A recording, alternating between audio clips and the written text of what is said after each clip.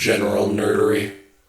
Can you believe it's been almost 2 years since we last talked about Not last talked about Shoresy. We talk about Shoresy basically every time we see each other. But Yeah. But since the November last of time, 2022.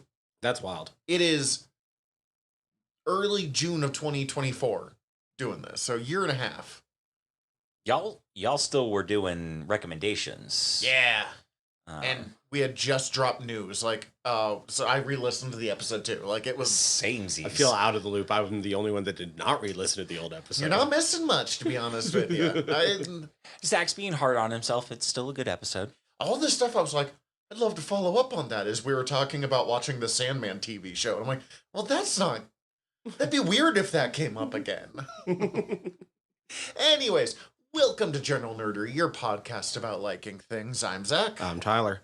I'm Steven. That's Steven. That's Steven. Hi, I'm here. It's weird when he's not here now.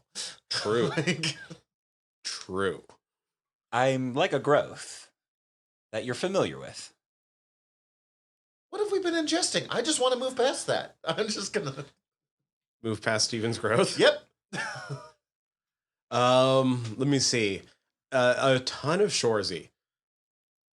How many times have you watched this in the last 2 weeks? In the last 2 weeks, I don't know, 5, 6, 7. As opposed to the normal number of times that you've watched, I just sort of started putting it on whenever I was at home for the most part. No, up until this weekend, I didn't burn myself out on it because that would have happened a long time ago if this was a show I could burn myself. Yeah. But I did I got sucked into some other things. I was watching just a lot of YouTube Slay the Spire streamer content. I really like the game. I've brought it up before. It's like a card building roguelike or deck building roguelike. You travel up a tower. You guys saw me playing it as you came in and shit. And for everyone at home, I really enjoy it, but it's hard to explain, I think. Card building roguelike is best you're going to get. If you don't understand those things, I don't know if you're going to understand this game without having to do a lot of research. And I really like it, but I suck at it. I'm not. I thought I was on the verge of being good. I'm there's just one little thing I'm missing, and there's not. There's a lot I'm missing to that game. There's 12 little things that you're missing. There's so much I'm missing to that game. It's, from what I've played, it's a really well-structured roguelike where the more you play it, the more you understand and unlock things that, that's part of the fun of the game, is learning to play it correctly as you go. One of the reasons I love Binding of Isaac as a roguelike is, the more you play it, the more you unlock, and the harder it gets. But that was the thing. I kept feeling I was, right on the edge of, all right, something's going to unlock. Something's going to click. Maybe I'll just go online and watch a couple, high-level players play and, see if I can pick up anything. And, I actually did that, 6 months ago. But because of that, they still get fed into my algorithm every once in a while. And probably my favorite one from back then lately started this challenge that I'm just been, all about trying him to do. So what you guys saw me playing was, base game. Once you beat it, you can unlock ascension levels, and it just gets harder and harder and harder. The highest ascension is Ascension 20. So he's trying to beat an Ascension 20 run with each character in a row, with one of them having to beat the heart, which is the optional final boss that you kind of have to tailor your build to being able to beat, in addition to just beating everything else leading up to it. Wild. And it's been amazing. Dude's name is Frost Prime. He's a lot of fun to watch, but it's been a lot of fun watching him do the Hot Starva challenge. Which I guess I got sucked into because he was teaching this other streamer how to play the game, who's the guy who actually came up with the challenge. The guy's I just started playing this game a month ago, and I'm on Ascension 20 now, and I'm fuck you, dude. But he's I set this challenge for myself, but I don't know if I could do it, so I wanted to go to one of the best in the game and see if you could coach me through a couple runs so that I might be able to pull off this challenge. And that's where I started getting into it. I was oh, this is really cool. And then I was just now I got to see him do the challenge. And he keeps fucking up right at the last bit. I don't have the patience to do shit like that. Yeah, I wouldn't Like- do it myself, but Like, I tried the Nuzlocke challenge in Pokemon once, where if your Pokemon dies or passes out, it's just dead. And like, there's other rules too. There's different versions. The original version was just like you can only catch one of each kind of Pokemon, and if it dies, it dies. Oh, see, and like my rule, It got way more complicated as it went along. you can only catch the first Pokemon you encounter. Yeah, and I tried it until one thing went wrong, and I just went, you know what? Fuck this! Like, immediately. and then the only other big thing is like, guys, I watched -1 and it's so good. Oh, The Godzilla. Yeah, -1 is so good, guys. I want to see It's on it. Netflix now. Oh, it's on Netflix? Yeah, it just dropped on the 1st. God damn, I might have to get Netflix again. I was like, ooh, I knew there was still a reason why I hadn't canceled Netflix yet. Because Netflix is pretty good at like, well, I no longer use it for just like random watching of stuff. They do drop enough good things that right around you're like, do I really need this anymore? They're like, new Masters of the Universe. And you're like, well, I guess I do. No bit longer. Oh, it's fucking fantastic, guys. Oh, it's so good. Lives up to the hype. With everything that's been said about it, I'm surprised at how much I didn't know about it. Awesome. Yeah, that's yeah. Like I knew some about Big G in this, but not like this is a pretty cool Big G, guys. I've seen some pretty fucking baller gifs on Tumblr, so I have suspicions that he's up to some pretty fucking cool things. But yeah, no, I want to see it so bad. Weird after seeing Godzilla Kong though. Should I see which one first?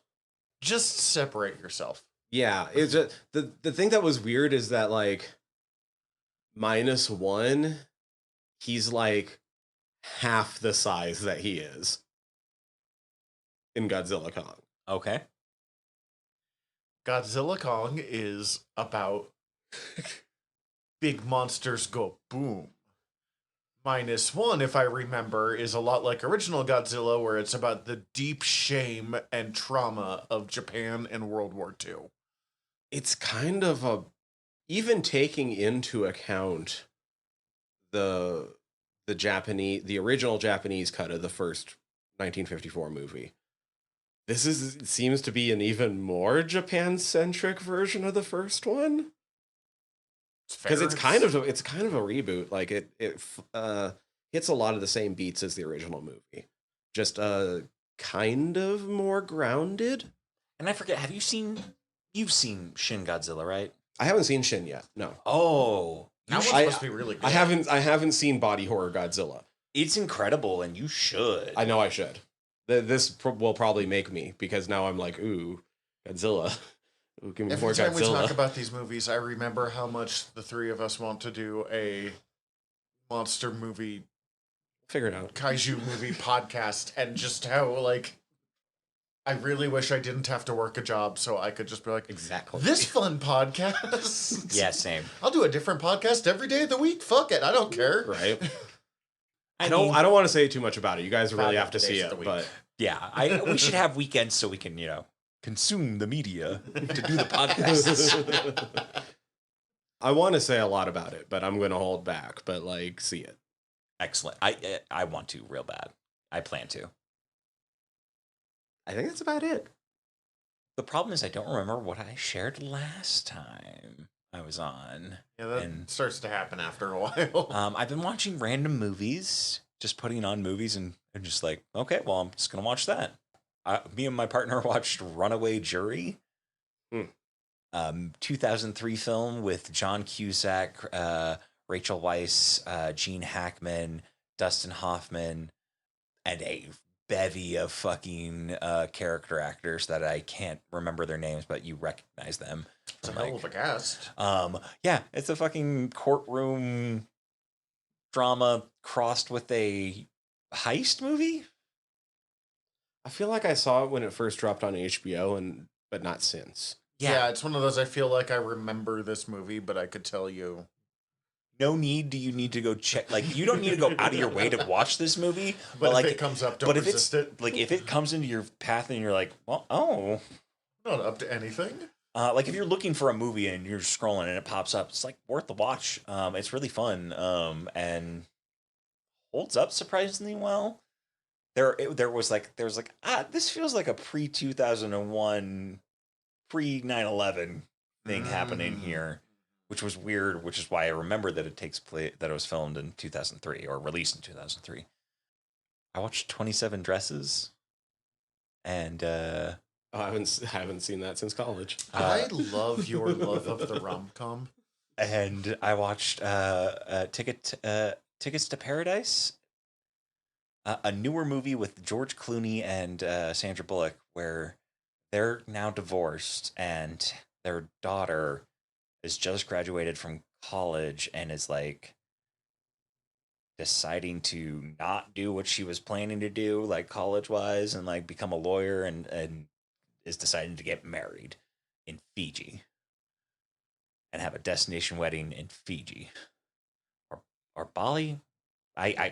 Some island. It ends with an I.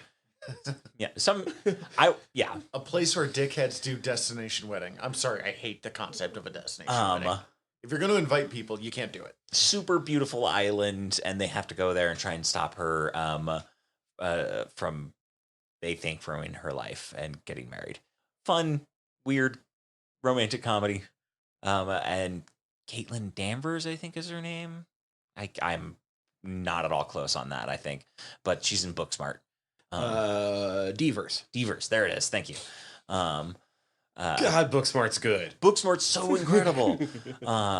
She is the daughter, and it's very funny. And also, 27 Dresses is this was a back-to-back double feature on a weeknight for Steven, which was weird. 27 Dresses has James Marsden. Yep. Cyclops. Yeah. I was thinking of a completely different actor there for a second. I was like, no, wait, that makes more sense. Yep, Cyclops. Very also mid-2000s writing that I'm like, what? Someone took the anecdote of always a bridesmaid, never a bride, and turned it into an entire feature-length film, and someone greenlit this, and there's budget for it? Yeah. Time to be alive. Katherine Heigl? Yes, Katherine Heigl. Yes. And some awful bridesmaid dresses. Terrible. I've seen this movie a couple times. It's just been since college. Yeah.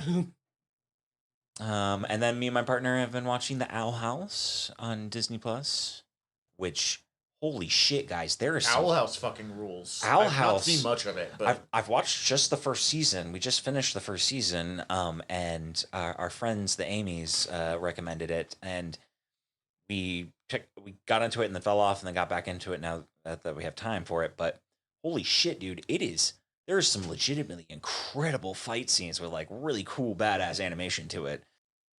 Only 3 seasons, third season's only 3 episodes, unfortunately. But fortunately, they got a third season to wrap it up. And I wholly recommend it based off just seeing the first season alone. Loving it. yeah, it's supposed to be fucking great. What little I've seen, I've always been like, I should get to this, but the I should get to this list is fucking Yeah. It's the whole having to work a job thing. yeah. Also, short episodes, which is helpful. That is nice. Yeah. That was one of the things I loved about Shoresy. That's the other thing I've been watching fucking tons of. And I did start Letterkenny, but I didn't want to get too far into it because I was wanting to. I mean, we'll get into this more in a second, but how jarring was the change in Jared Keeso's voice? Very jarring because I started with episode 1 and I only watched episode 1 and I was like, I'm gonna backburner that for a bit and finish rewatching Shoresy for the 4th time. I have so many questions, but I actually want to save that for the second half. We'll get into So, it. Yeah. because okay, my stuff's pretty quick because as much as I promised I'd have new stuff, I don't really have new stuff. I'm in the final volume and a half of fucking 28 volumes of Kaguya-sama Love is War, which went from a will they, won't they, to what is an early relationship, to wild dynastic political drama in like the last 2 volumes of the manga. Okay. And I'm just like reading and being like, I followed this. I've been reading this the whole time, and I'm still like, it makes sense, but I'm still like, how the fuck did we get here? Escalation. Like, just like the Like, framing literally, shifts? like 5 chapters ago, it was like, oh, he's going to go overseas for college next year, so do we have sex or not? Now it's like, well, her father's dying and he's in charge of this major major corporate empire. So now it's a dynastic battle between her and her brothers of who will control this empire. And like all of these teenagers have been sucked into this. What the shit? What the shit? There was a chapter about board games, like in the same volume. All right. Oh, It's still, I don't know what to say to that. Neither do I, and I'm reading it. I mean, anime is fucking anime and manga is real fucking weird and wild, and like just thinking about how wildly different season 5 of Food Wars is from 1, 2, and 3 and 4. Well, and it kind of is a Food Wars. Actually, Food Wars is a good like example of it. Of season 1 is mostly like, hey, I am this normal dude at this rich bitch school, just trying to get through, and then by the end, like, well, I'm saving the entire world of cuisine because this insane family. But like the ramp up, Who canonically has the ability to disrobe people if they enjoy the flavor of things. so as we explain to other animes, you're like, So oh, you just put MSG in their shit. the progress makes more sense. That, I but could like, just take off my clothes. That'd be easier. But Yeah. Food Wars ramps that up more evenly. Well, Kaguya-sama's just like, time for the final arc. Let's just like jump to 15 when we were hanging out at like 5 or 6 before. I mean, that also just happens. I feel like that reminds me of some of the wild turns in Hunter x Hunter. I just really love manga for that reason. Like, Yeah. that's just oh, okay, I didn't realize. Oh, this anime that's been in the real world the whole time is now just gonna do a VR MMO subplot. Okay. the pacing. Oh, and it turns out at choices. the end of that, none of that was actually a video game. Okay. Sure, why not? It's an isekai now. Watched a little bit of Bad Batch. Going to watch more Bad Batch, but we got really caught up in Game Changer on Dropout. Oh, yes, that's okay. Thank you. This reminded me of one of the things that I was trying to remember that I consumed that I wanted to recommend. We watched Thousand Airs, which is a new show on Dropout, and it's really fucking charming. Is that wait? Which one is Thousand? Thousand Airs it just dropped this week, in the last week or month of us recording this. It's basically the premise is 4 friends and 5 friends essentially. One of them being the host of the episode. All are given $1,000 each to spend on whatever they want, and all 5 of them get to experience it. Like, whatever. The first episode is really good. It's Jacob Wysocki hires a local punk band to come and teach him how to rock out.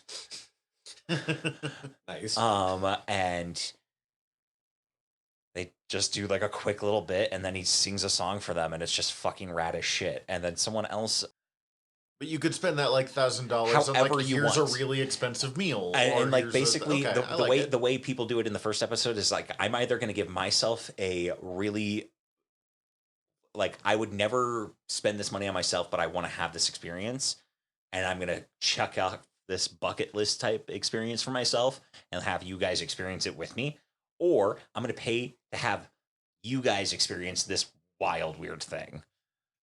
So we all experience that together. The thing that I think made me get so addicted to Game Changer again, and I mean, I've always known I liked that show, is getting past the COVID season. Because as good as the COVID season was, anything that is like obviously disrupted by 2020 stresses me out. I just have a hard time with it because I get like fucking flashbacks. Not from being trapped in my house, but from still having to go to fucking work that whole time. Right. Understood. This is my I'm pissed about having jobs episode, so I guess For multiple reasons.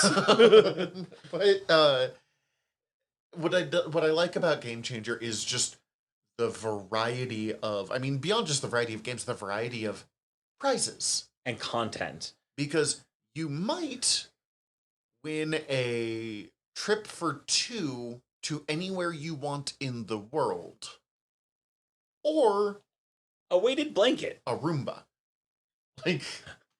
Like they're all over the place on what they like will give away for seasons and like prizes. Game Changers is all over the place. Sometimes it's like there's one that just the final prompt of the thing is just go, and whoever goes the farthest, I guess, wins. And so one person just like starts bolting down the street. The other person like gets in the car and drives off. One person just buys plane tickets and flies to New York.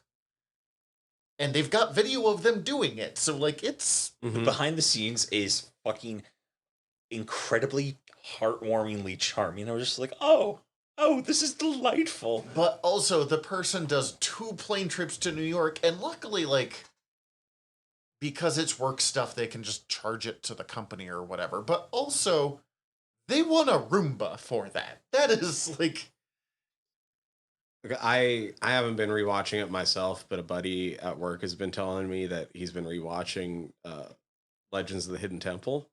oh shit. And like it's kind of famous. You guys probably already know this in case the listeners don't. Like, it's come out years later. Like, the games were way more rigged than even like carnival games because they couldn't afford to pay people prizes.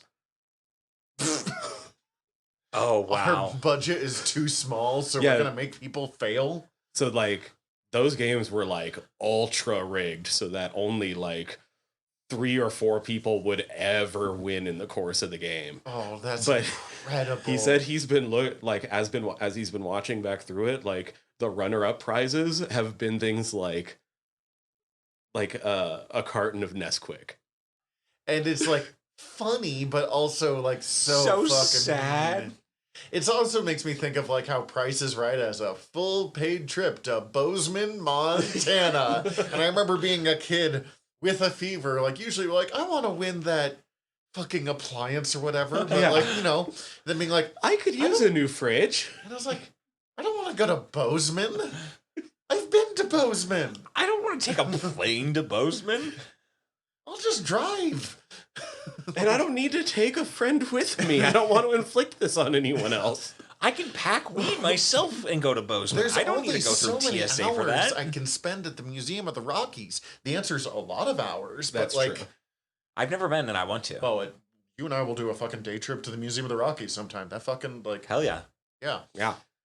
Dinosaurs. Zach, If you're not invited too. from- Or Tyler, you're invited too. Really?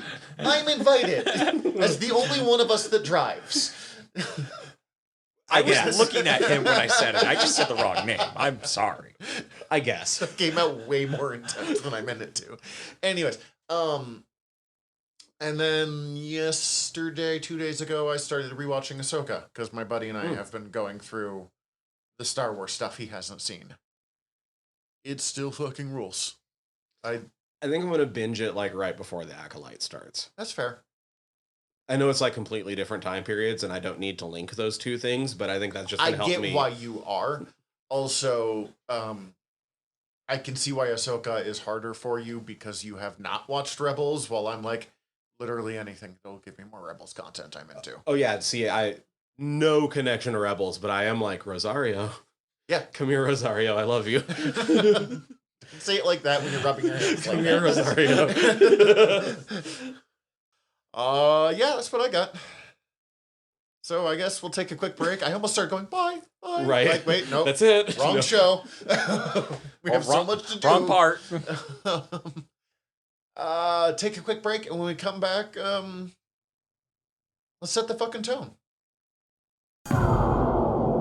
So ostensibly, this is about Shoresy Season 2, Right, but But- we didn't talk with Steven about season 1. You had never seen any of this before. No, I hadn't watched any Letterkenny or any Shoresy yet, and So this is the most fascinating part of this episode. Uh-huh. I love Shoresy.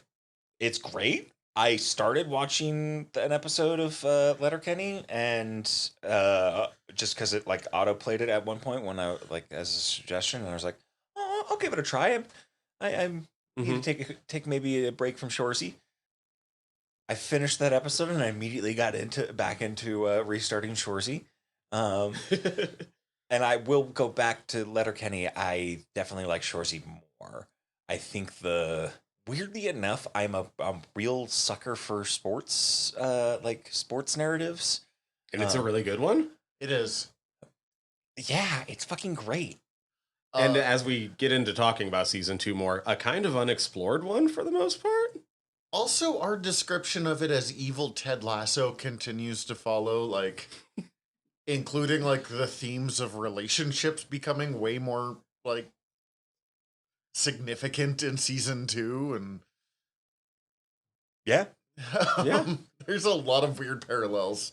But yeah, that's kind of what I was most curious about, of how Shoresy was going to... And I don't even know how to necessarily ask you about this, because I'm like, how is Shoresy not having seen Letterkenny? But you wouldn't fucking know how to compare it, because you've not seen Letterkenny.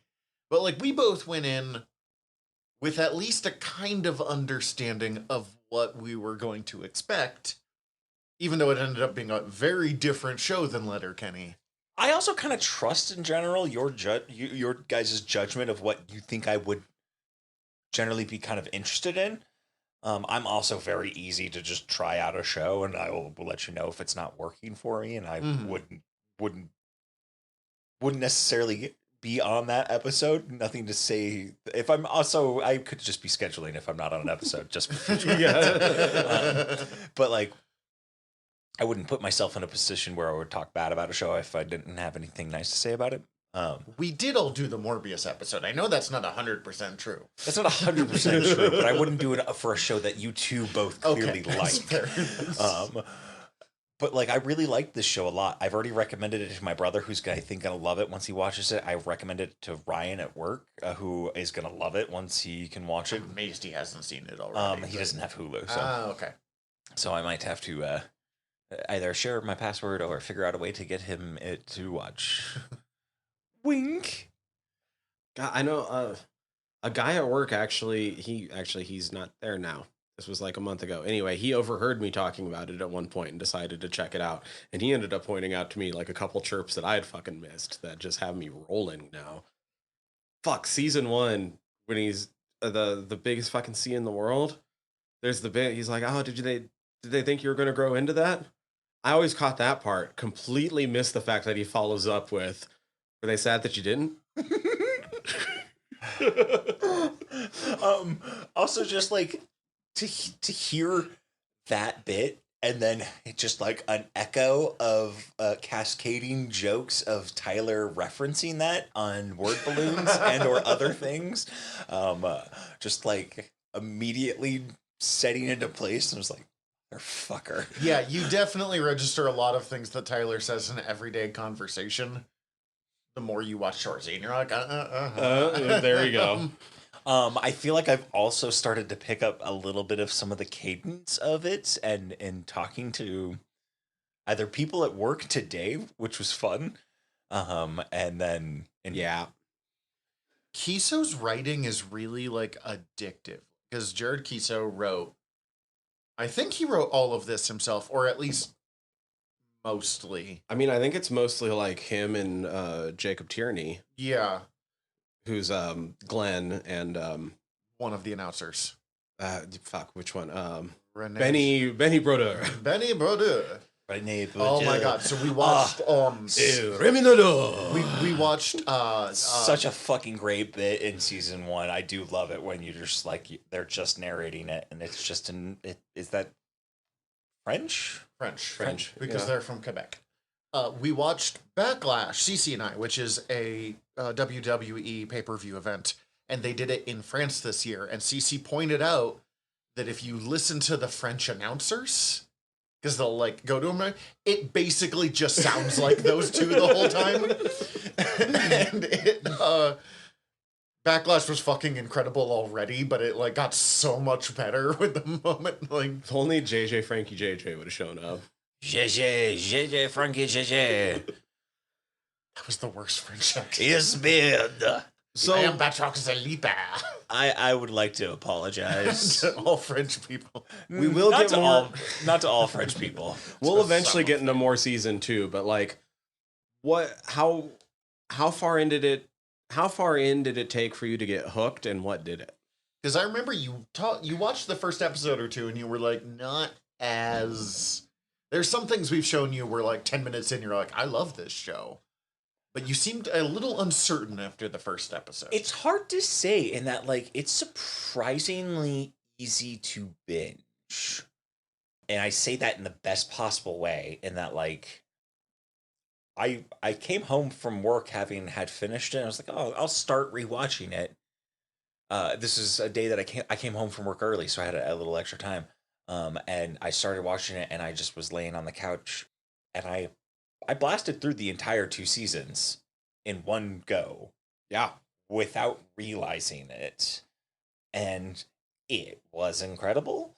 So, like, but that was definitely like my third watch through at that point. Third or second, I can't remember. I definitely watched it the first season 4 times in the last 2 weeks. And the second season 3. I will probably finish watching the second season when I get home later tonight. I don't know what hooked me. I think the sluts all together at the meet and greet. Yeah. I think that That's episode, a really good point of where like The when you mixer get- mingler. that episode I think really does hook me in without realizing it as much as it does hook you in real good. There's a lot of times on my rewatches where I'll skip episode 1 just so that I get straight to all the guys showing up. I think it does. It's so fascinating that the place where this show hooks you is where Shoresy has people who like him. Because, and I know you've not watched it, and like, no one likes Shoresy in Letterkenny. Oh, and it's very apparent that nobody likes him. They have to bring in 4 people and then 3 other new people who just do not know Shoresy at all yet. The only people that like Shoresy in the first episode of Shoresy is Sanguinet, who just seems to like everyone. Yeah, like he seems like a chill hang. Yeah. He just wants to get some Sandos and to date Meeg. Fair. I get it. She was shot in between seasons 1, like the actress was shot between seasons 1 and 2 and came very close to dying. What the fuck? That sucks. I'm glad she's alive. In like and a okay. hit and run or something. I don't want to say hit and run, but like in LA where she lives. Yikes. Yeah, That sucks.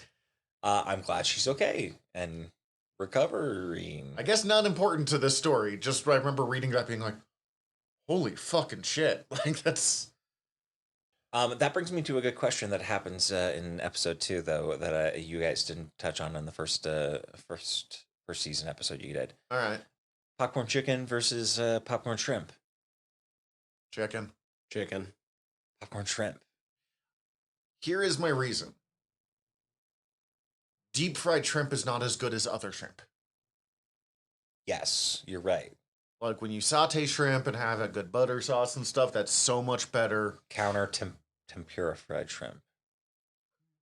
I mean, like, there's different ways of going about it, but when you deep fry shrimp, you often lose a lot of the flavor of the shrimp, while deep frying chicken ups both sides. Understood. Follow-up question. Popcorn chicken or regular popcorn for the rest of your life? Popcorn chicken. Yeah, again, popcorn chicken. Yeah, that one I go popcorn chicken. I have... Though I do love popcorn, I would definitely... Oh, I have kettle corn to eat on my way home. but also I will pay for it because I have kind of loose spots in between my teeth, and so I always get shit stuck in there. But have you ever tried singles on a taco? Sounds like a good way to ruin a taco. That Actually does bother the shit out of me when they're like, yeah, let's put some shreds on a hamburger. And I'm like, all right, I'm in. Like, I like the sound of that. That's how we go. Let's put a fucking Kraft Singles. I'm like, one, you lost me with Kraft Singles. Kraft Singles have one place. The trash. Well, okay, they have two places. Well, they have three places. You could throw it away, which is wasteful. You could also put it on top of a burger that you're grilling, or in a grilled cheese with tomato soup. Those are the three best uses of Kraft Singles, in my opinion. Respect, but I would rather just get like a sharp white cheddar. Same, but I am a fancy boy, and Kraft Singles is like plastic. Agreed. Wrapped in plastic. Not disagreeing, but having been a poor boy. No, I understand. Having been a poor boy who has made a taco with a single many times. Did you ever try? That was the thing I learned as a poor boy, though. It's more expensive to buy the fucking Kraft Singles than it is to just buy, like... Now, I hear you're You were not the poor boy who was... I was a poor boy who was not buying... We were not buying them. They were being given to us. Okay, that's a fair... Now, I hear your singles in tomato soup. But have you ever tried singles in ramen? Because that's where I'm at. Oh, interesting. I have not, and I'd be there to try it. Putting the cheese in the ramen so it melts, and you've got it. Okay. Ooh. Now, do you do? I would still probably do shreds over a single there. Cup of noodle or like ramen? Like cup of noodle. Oh, okay, interesting. I mean, or like either. As long as it's cheap ramen, we're talking singles, right? Like I ain't like doing a fancy ramen dish. I'm just. Top ramen beats cup of ramen. Yeah. But I mean, I understand the preparation thing. That either way, like I'm probably a bit more of a top ramen myself too. But the miso ramen mentioned in the first season was definitely, I was like, damn, I want fucking ramen real bad. Miso ramen. How fucking good is? I know we said this last time we talked about Shoresy, but how fucking good is apparently the restaurants in this like super northern Canadian? All I do, did we didn't talk about that on the episode, did we? Like, you guys were the ones that listened to it. Like, we talked about how food oriented it was. No, did we talk about how super north they are? No, you didn't talk about that. Which is the weird thing that we just said that it was very north. I don't think we went into. So I looked it up. Oh, if we were to, bring things over to like where we're at, just slide it along on the lines of whichever one that is. Ladder long, I can't remember. Longitude. We're further north than Sudbury. Barely. Like Sudbury would be like 20 or 30 miles south. Wait, so they're on like the southern end of? Yeah. They're like, so they're in that bit of Canada that sort of goes down, right? So they're still technically like 100 miles north of the border. This makes perfect sense considering the Sioux. Yeah. Having Sioux, Michigan, and Sault Ste. Marie. That put so much. I was like, they're driving across all of Canada for. Okay, no, like 80% of Canada's population lives within 100 miles of the border. Yeah, because Canada's population is fucking non-existent. Yeah. Which I'm kind of jealous of. So they're like up north, but they're up north in a bit that dips down. That's a fucking trip and that a half. Wildly changes my entire perception. Yeah, right? Of this show. That fucking blows my mind. And they have hockey. Like, we're farther north. Well, I mean, we have hockey. They're not good, but... Actually, I don't know if the Maulers are any good. I have no idea. I still don't understand how hockey works. Yeah, same. Same. Also, to have very little understanding of like hockey as a major sport. But fuck me, do I love hockey movies and hockey, right? Hockey narratives. In that, like, I was just talking about this with my partner, and we were talking about like other hockey movies, and I was like, I really love Goon and Goon 2. Huge D2 Mighty Ducks. Yeah, all three. Especially D2. D2's my favorite, then D3, then D1. But that's only because I'm. Oh, interesting. I go 1 then 3. How was the TV show? Did either of you ever? I remember. Okay, wait, the TV show that's a continuation of the movies and not the cartoon. Not the Street Sharks wannabe. Okay. Okay. I love how I go to Street Sharks instead of they're both obviously the ripping off the cartoon- turtles. Did we both think of the fucking cartoon? kills. Okay, because I was We like, talked about the cartoon last time too. like, Like it's if you're gonna talk about hockey and it's us, we're gonna go straight to Space Ducks. Yeah, because that cartoon is awesome. The show, I think I watched an episode of, but I don't remember it well enough to say one way or the other. Yeah. it's got Emilio. Yeah, I mean, Emilio! You read my mind. I just never watched it because I never had enough connection to the show. Not the movies. I love those movies. Joshua Jackson. Goldberg. I don't Goldberg? remember his actor's name. Kenan Thompson? Is that Kenan Thompson? Isn't he in one of those? Yeah, he's in. He's introduced in 2. 2, yeah. And follows up in 3. Goldberg. I don't remember his actor's name, but he's the other goalie. Mm-hmm. That's so funny that it's named Goldberg because Goldberg. Russ Tyler. Thank you. Because Goldberg would have been one of the biggest wrestlers in the world when that came out. Like 2 years later, something like that. Goldberg. Jesus Christ. Okay. But Shoresy, still trying to get past the fact that I live farther north than Shoresy does. Bro, wild, right? When I looked that up, I was like, fuck off, really? Extremely just like truncates, just like really how long all of Canada? All of Canada, as well as also just like how long this time frame must be taking place during. Like how much is just, I don't know how to describe this. We're seeing basically like in the first season, we're seeing like the last 2 games of a season, last 3 games of a season. Last 4. Yeah, last 4. I think, Last 4 or something. And then we're like, oh, we're going to see the playoffs. And they skip through what everyone expected season 2 to be in the first 2 minutes of the season. Like, it was so completely uninterested in, like, doing what we expected Shoresy season 2 to be. And I think because I binged it and watched it, I didn't even realize that, like, what was happening until, like, I had to, like, go back and, like, rewatch the first episode of season 2 to just, like, fully understand it. I definitely, like, while watching it, because I just like, wait, what the, is this, like, an imaginary moment? Like, are we gonna go through that and then have someone go, Shoresy, and have it, like, you know, pop up? Nope. Just let's skip to where they are a year later, like 4 games left of the next season. And I don't know. I think it's an interesting choice. And maybe it's because I keep comparing this to Ted Lasso, where Ted Lasso is ultimately kind of an underdog story. And they spend all of season 2 just trying to get back to where they were in season 1. I feel like it And then really works here more so than it could work in Ted Lasso, in that, like, Ted Lasso, it would not have worked in Ted Lasso. Yeah. But, like, the course, this being more comedy centric, they don't need it to be on, they don't need to see the whole season.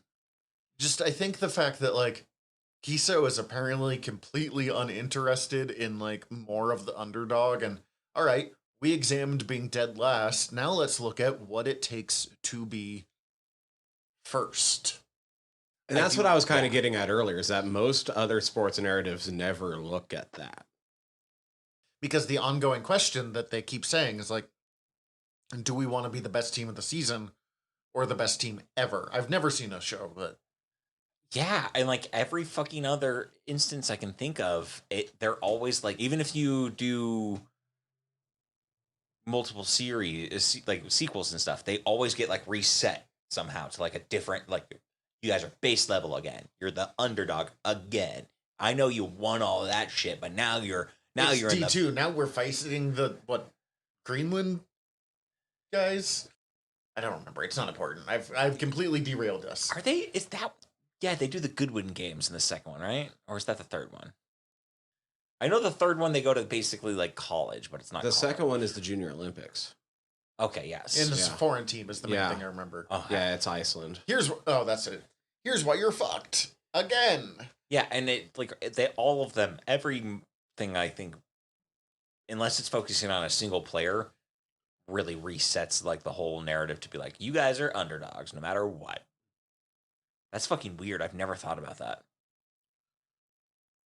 One thing we talked about last time is that like I am not by nature inherently competitive. So this season in particular was kind of weird for me on that side. Like, For me, I kind of loved this. Because I have mixed opinions. I enjoyed watching it. I definitely was like, well, Shoresy, you're in the wrong here. But I don't know because like it's just so outside of my world. Well, so like I do love sports movies, love sports narratives. 99% of them are underdog narratives, which is fun and like heartwarming to see, and I love like watching a team overcome. It's easy, like quick language. We understand the story we're watching. But like I was on a really fucking good high school football team. It was much more like this season than what I have ever seen in movies. Like we were causing the mercy rule to go into effect in the first quarter. Wow. I assume mercy rule is just they're too far ahead. Let's fucking call this or something. Yeah, so in Montana, the mercy rule basically just means that the clock runs nonstop except for injuries. We're just gonna fucking get this game done with. Mhm. Okay.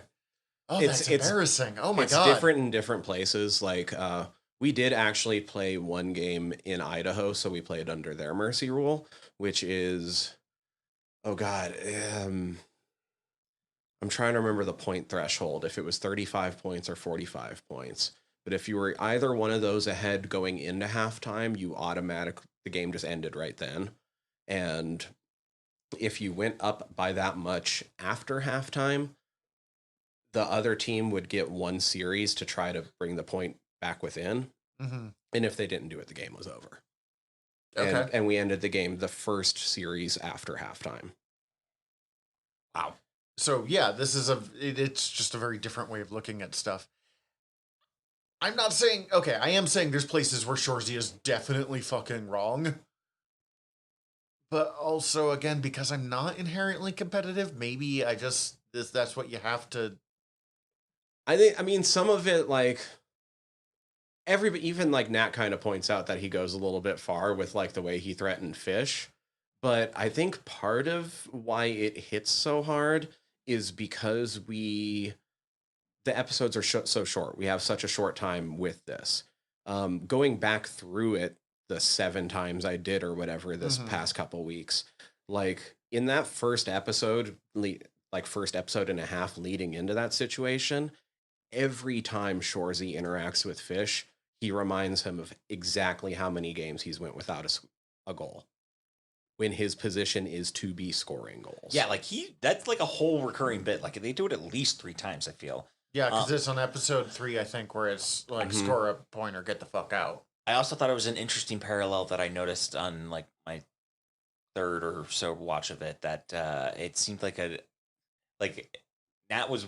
I thought it was weird that Nat was mad that he was willing to do that when she was so willing to throw the hammer down of like, well, we're gonna fold at any point. And it was like, Nat, come on, fucking know what he's doing. You know what he's doing. You're doing it. But it was, I don't know. I just the overall theme of like the accountability for the players throughout the season, I was just like, oh yeah, I remember when like all 40 of us guys didn't drink soda for 6 months or whatever it was, because that was just part of being accountable to the team. See, that it's really Shoresy slapping shit out of people's hands and screaming at them. That's where I'm like, nope, not into this. The moment it's stuff like the players meetings and or like, I don't know.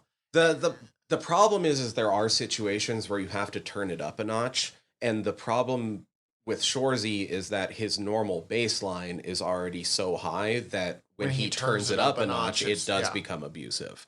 I've told this story to some other people. Like, my high school football experience was kind of weird compared to the stereotype, because we had a very intense coach, but we had a very intense coach who was a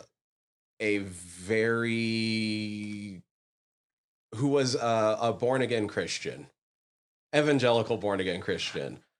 Oh, so he wasn't doing the shouting and like cursing at us that you normally like think of when you think high school football coaches. What did he do?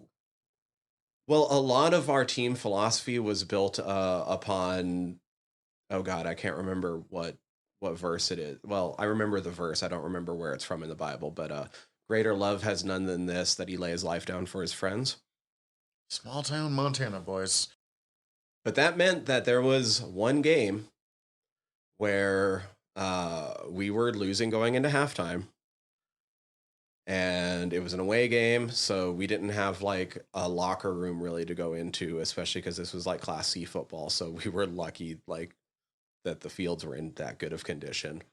Because anybody listening, Class C is 125 kids and under in high school. Wow. And you had 40 fucking people on your team. Oh yeah, a third of our school was on the football team. That just hit me like a ton of bricks. Partially because when you're in that small of a town, that's one of the only ways to potentially get out of the town. We took it very seriously. Yeah. Also, I imagine the only thing to do in that town. Yeah, I was gonna say, what the fuck else is there to do? I would have been on the football team at that point. Anyways, what was you're saying going into halftime losing? So like we're going into halftime losing. We go onto the bus to use as our locker room. Fuck. We're all sitting there on the bus, and coach cusses at us twice. And like, we go back out and did to the letter what he told us to do. Coach said, damn, we better fucking work. We were down by like a goal. We were down by like a touchdown in a game that we should have been up at least 3 touchdowns by that point in. It was not a team that was better than us. We were playing fucking terribly. And coach tells us, like, I don't even remember what he said. I don't remember what fucking curse word he said. I just remember, like, the chill that went down all of our spines. And he told us to go back out there, hold them to 0 points, and score 32 points. And we got up on them by a score, and we were going into the end of the game and hadn't went up those 32 points, but knew that we had the game tucked away. And so he put the JV in just to not embarrass them, and our JV scored within 3 plays just to make sure to get the. See, again, my inherently non-competitive nature is so confused here, because, like, on one hand, you don't fucking swear at high schoolers. On the other hand, I've definitely told high schooler Belgram to shut the fuck up, kid. And I feel like swearing in general at anybody is contextual, because I'll swear at a baby if it feels right in the moment. But, like, my point is, like, don't put that on kids. But also, as you point out, for a lot of these kids, that's your only chance of, like, getting out of that place. So I don't know. I have such a conflicting feeling about especially high school football. Because for a lot of poorer kids, that might be the only way to a better life. But also, the way adults respond to school sports gets really fucking weird. I don't like that shit. That shit's weird. Especially college ball, because people make fucking millions on college ball, but not if you're playing it. But, like, I don't know, going into how, like, it helped me relate to this season was, like, fuck, we weren't, like, smashing ass because we were high schoolers. But I was waiting for you to say wailing tail, for some reason. It's been beaten since, but I was on the most winningest team in my school's entire history. Mm-hmm. Like, they set up an autograph signing session for us in town that all the kids in town came out to get our autographs. That's fucking insane. That's weird. That's so... So it was Every kind once in a of... while, Tyler, I learn new things about you that just... I don't know how to respond to that. That's both awesome and weird. To add to that, weird little Tyler fact, and I find this hilarious, and it's only because of the tiny nature of a small town that this happened. I was at the time a JV football captain going out with the head cheerleader of 3 cheerleaders, but I know it's an audio medium and I'm supposed to be like communicating and stuff, you. but like, who are you? Yeah. Yeah, like the more you talk about this, the more I'm like, how? My Hawaiian shirted weirdo buddy, like, Who's talked about like Basket Case on another podcast, and I've heard you talk about like the most vile horror movies in the imaginable. See, I wasn't going there. I was going to the and then also deep levels of and then just like granular Marvel Snap details. that, and then it's just like delighted by other random things that I'm just like, oh yeah, Tyler, yeah, it's me. oh yeah, I was also a hardcore jock. He was a sports boy. Okay. Yeah, no, I have mixed feelings about it too, considering I still have injuries from that time that like bug me to this day. Mm-hmm. But I've also probably been able to hold all the jobs I have from how I learned how to push myself in football. And I know that's not the only way that you can learn that, but that's how I learned, like where my limits are at and like what I can deal with and what I can do. No, honestly, some kind of lesson like that probably would have been helpful for me at an earlier age. And also where I learned that like I love weightlifting, which I've tried to keep up now after taking years off. And where I'm going to use that to transition into, I teased a couple episodes ago that I actually started getting ready for this episode months ago. I mean, I know we've been talking about doing this for ever, and it kept getting put off. Yeah, so what was it, like episode 2 or 3, where he starts off in the beginning kind of chirping the guys on the locker in the weight room while they're working out? Yeah, so everything he mentioned, I worked in my workout routine for the past couple months. Those are all real exercises? Yeah, so what I realized when I actually like sat there and listened to what he was talking about, a couple of them I had to look up because I had never heard of them before, even with I being in the weight like room at a least lot. 2/3 were real, and maybe like one or two peppered in were like funny bits. Well, as I learned what they were and started to do them, most of what he's saying, he's recommending variations that are probably better for hockey players than what your standard lift is. All right, that makes sense. That's excellent. I still find it funny that it's a plot line that he's made himself shredded here when you look at him in Letterkenny, where he's hanging out at the gym all the time and is just fucking completely ripped at all times. I increasingly think that this is a parallel universe, Shoresy, and not exact translation Shoresy. Now, I will say some of the things that he mentions aren't just variations on lifts, though, but way to structure workouts. Like, he brings up, like, what do you think? Like, let's do some drop sets. So a drop set is just like, you put on a certain amount of weight for whatever lift you're doing, then you do it until you can't do any more reps, and immediately just like set those weights aside and grab the next ones that's like 5 or 10 pounds down. And then you do as many as you can until failure. And then you do the same thing another couple times until you're just like, you have like 2.5 pound dumbbells and you're barely able to rip out like 2. God, that sounds brutal. I made a deal with one of my friends that we're going to become strong together yesterday, and I'm already regretting it just hearing that. That's funny. A couple of them, though, I did anyway. Like, I think the first thing he brings up is Arnold presses. I love Arnold presses. I don't know what that is. I've had a number of shoulder injuries, so I've had to look at some different alternative lifts to help re-strengthen them before I could do some of the heavier compound lifts. Arnold press is the one that I found. Basically, if you have your dumbbells, you start with them out in front of you like this, sort of paralleled out, and you're doing an overhead press, but you're rotating while you do Oh, I've it. seen those before. Okay. As we are all just quietly Because they can see it. practicing what that would be. We do at some point. I have to start just recording and doing, here's our Patreon, but Oh wow, that felt bad, but also incredible. Without weights. Although some of them, like, I only did once or twice to say that I did them for the podcast, and then I was like, this isn't happening anymore.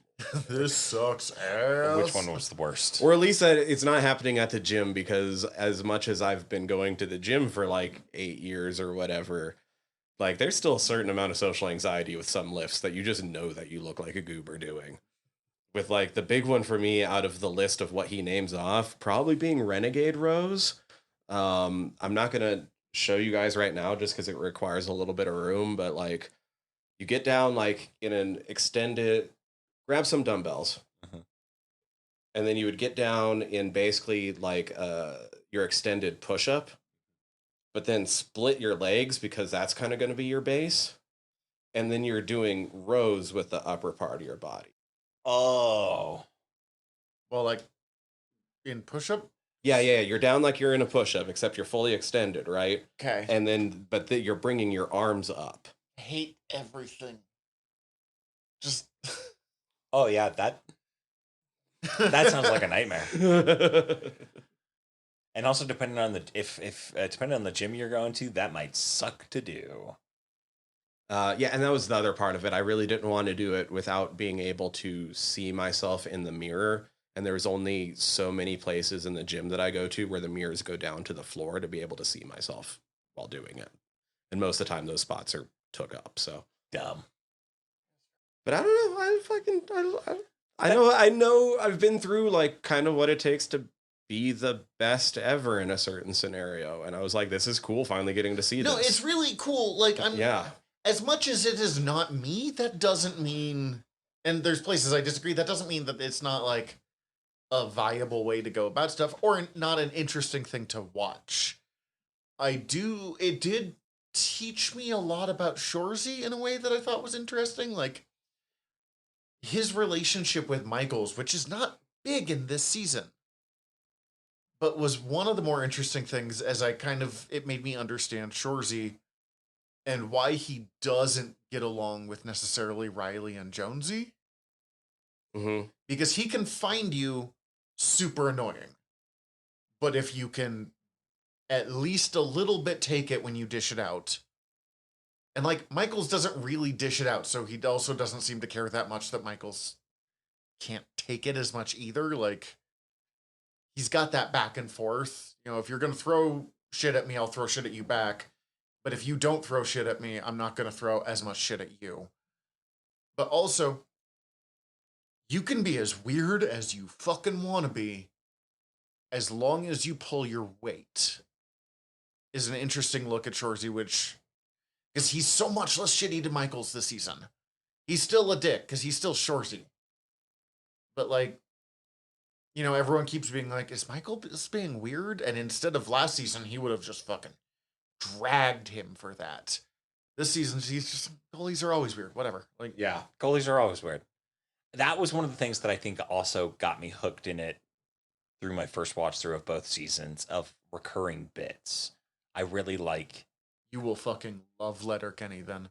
I really loved that, just like seasonal wise. The one bit that they did in season 1 that I don't think they did in season 2, if I don't recall at least, is the call your parents bit. Yeah, that I don't think that came up at all in season 2. Fuck me, that one worked. I think it comes up once. Like, he mentions it while he's leaving the room after one of the games. Oh, or yeah, something and call like your that. parents. Yeah, there's just lots of little recurring little bits that just fucking slay me. It's very much a Jared Keeso and Jacob Tierney thing to have that circle around. I kind of liked this. I can't believe I'm going to say this because I normally don't like that. I kind of like the Sioux, Michigan jerseys. The like skull with the two crossbones that are the hockey sticks. Yeah, and the like camo and the hunter orange. It surprisingly works. Like as like that color combo as a thing, not generally a thing. For some reason, as a as a hockey sweater, Also, for a it bunch of works. Americans who are trying to show up a Canadian hockey team, yeah, that's fucking disturbingly The Sioux Hunt. there. And I liked the characters that we see from the Sioux Hunt. Schnurr. The oh my god, the one older guy that The plumber. yeah, the plumber. That's maybe one of my favorite bits through this season. That she Nat just trying to decide what to wear, and then basically nothing. I was like, Yeah, okay. girl. But just like the simple fact that he shows up and is like, here's a problem, I fixed it. I figured you were busy because you fucking rule. And she's like, I'm gonna fuck that guy silly. Like, I was like, good for you, Nat. You fucked that slut. I wish I would have thought of more questions to ask because I'm still so just astounded with this being your first foray into it. It's great. Because I know we came in talking like yeah, we're gonna cover season 2 because we've covered season 1, but like I love season 1 so much, and I'm like, you Season just 1 is- experienced it for the first time. It's so exciting for me. as much as I respect that season 2 does a different thing with the not being underdog, I think season 1 is a stronger season overall. And it might be because it just has a more traditional storyline structure. I also just gotta fully fucking commend it for a season 1 to season 2 that flows so even keeled. In all honesty, Yeah. like it Even with the time jump. even with the time jump, with the wild time jump that they do, it was so seamless that I didn't realize I got into 3 episodes into season 2 before I realized that I was like, oh wait, I'm in season 2 and I'm halfway fucking done with it. This was definitely the first time I've ever watched all of it in one sitting. So that was like, Which like I don't know if I'm gonna do that all the time, but like no. I could easily do that again and not be mad about it in any way. It's the worst thing about this show, in my opinion, is that it makes me want fucking drumsticks real bad. Yeah. I need sticks so goddamn bad. We've had 2 just in the time we like before recording in our break, and I'm assuming we're gonna have some when we're done. Yeah, probably. And I will go into a fucking coma. Worth it. Like, Yeah. my stomach is making so many noises, and it's mostly because I've had nothing but sugar today. Like, Worth it. Gotta get some carbs in there. Jesus Christ. Protein. I had Pop-Tarts for lunch. Like, I have no one to blame but myself here. But Where'd you get Pop-Tarts? I had good food store stupid version of Oh Pop-Tarts. yeah, Nature's Path. They are good, though. Fuck's sake. Unrelated, but sad we don't have fucking ice cream cones at work. We do. Like, The cones that you can put ice cream in. no, like a stick. Oh, like a stick. Oh yeah, no, we don't. Gotcha. Yeah, no, we're good. A thing that I somehow, it's like one moment in the show, because we're just all over this season, like all over kind of the show today. It's when it's the one Polichetti and the sister, Right. and because they want to go to the gay club. Right. Gay night at the Colson, man advantage. I don't remember any of the other names, but, But they were It should have been fucking- hard on pucks, but I digress. that recurring bit, like they kept that fucking just kept chirping them. It was so good. Oh god, I loved it. A thing that I somehow, it's not that I didn't notice it, but it just like never stuck to me, is when when Shoresy goes to sit in their limo and he has that calm conversation with her and him, and like she basically threatens him of like, you will do this.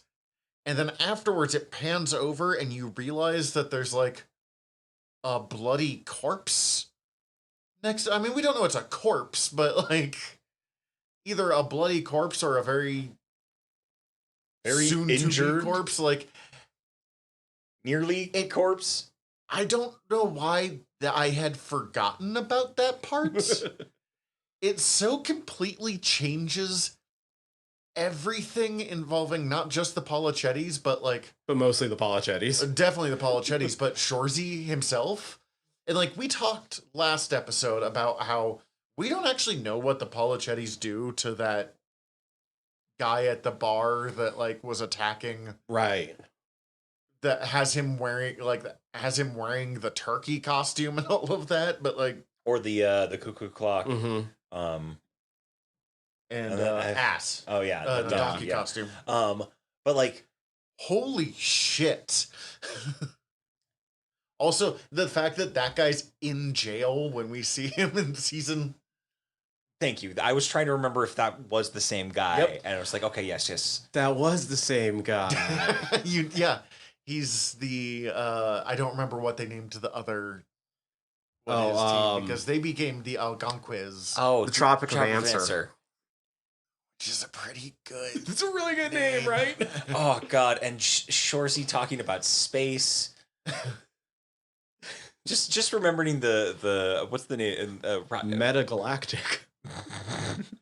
I didn't even use my big words. The whole subplot of the gyms. Okay, and just I don't know how much you got into the gyms in the last episode, but The gyms are fucking beauties. the gyms are my top 4 favorite characters,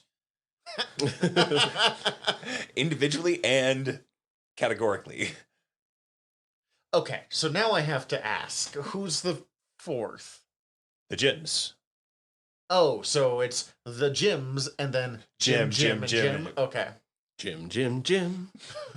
Where you at, old man? And then It's so hard not to just quote this fucking show. and then Ted Hitchcock is probably my number 5. I love Dolo. Dolo's great, and I'm loving. I've begun to love him more and more as I've watched through him. I particularly like him on this watch through, the last watch through, because The way that in season 2 he refers to Shoresy as handsome man every time, particularly when they have an ongoing conversation where basically everyone decides that Shoresy's the ugliest. actually no, my 5th favorite character is Big Sexual. Yeah.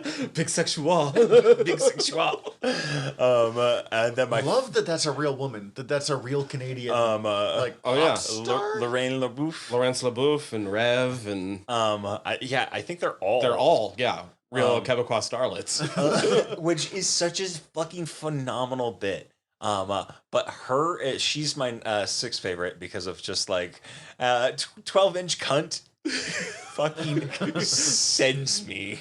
Been called worse, boys. And then Ted Hitchcock. The bit where she's just like, oh yeah, he's a good man. He just had to be humbled a little bit. And Shoresy makes some fucking crack at Frankie JJ. She goes, if he understood you, You'd kick he'd your ass. kick your ass. She's like, yeah, but he doesn't. She's like, yeah, like she's aware that she's in love with a moron. Because he is the definition of a galoot.